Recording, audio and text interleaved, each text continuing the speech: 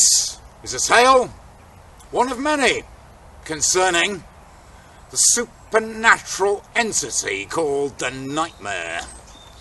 And there are other nightmare stories we have already heard. The tale of King Van Landy, of the Yngling family. If you haven't heard this, please click on the card.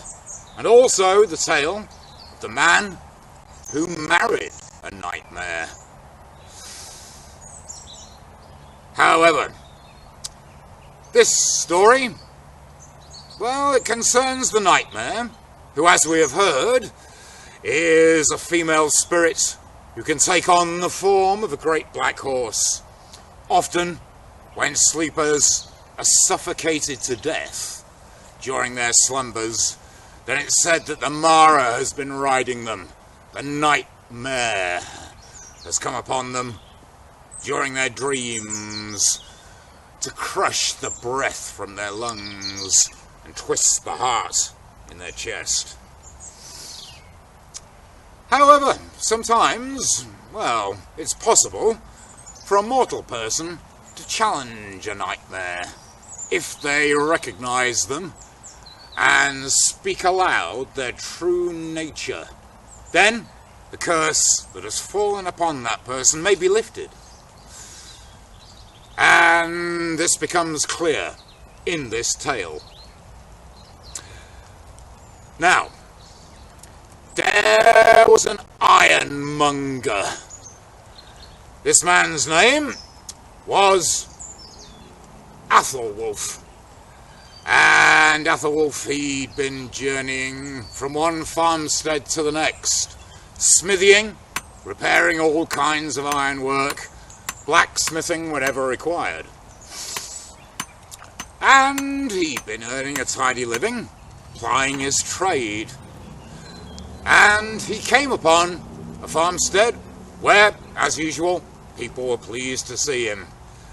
And he forged new knife blades, hinges, and, well, all manner of useful things.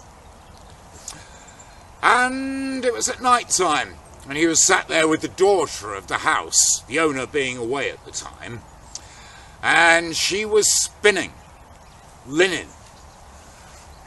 There she was, with a ball of flax, and with a spindle dropping out of her hand, pulling the thread, the linen thread, out of that flax.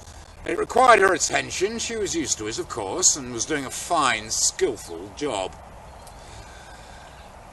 And the blacksmith, well, he'd been relaxing after his meal, and that, of course, had been washed down with some fine wine. And all in all, he was pleased with his day's work. But after a while, as he glanced over, he noticed something strange was starting to happen. As the girl was sitting there spinning, her body began to blur, began to lose its form, and it dissolved away into a mist. The spindle dropped to the floor. The mist seeped out of the clothes, which dropped down over the seat upon which he'd been sitting. And the blacksmith sat there, waiting to see what happened next. And so it was that he didn't miss it when the mist returned, and it began once more to fill the clothes, the dress, and the apron held at the shoulders by the brooches that the girl had been wearing.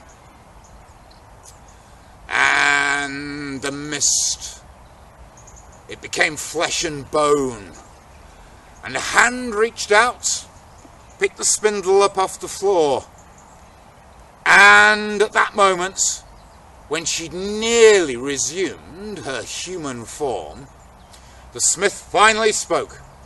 He said these words: "I do believe you're a nightmare." And she said, "Yes, I was." And thank you for those words, for it's broken the curse and lifted the spell that had been placed upon me by evil people. However, the only unfortunate thing is you spoke slightly too soon. For now, I've lost my little finger and will never have it back again. Nevertheless, that was the end of the curse of the nightmare that the girl had suffered. And it's also the end of this story. Thank you very much indeed for listening. Please keep watching and don't forget to subscribe and leave a comment. Thank you.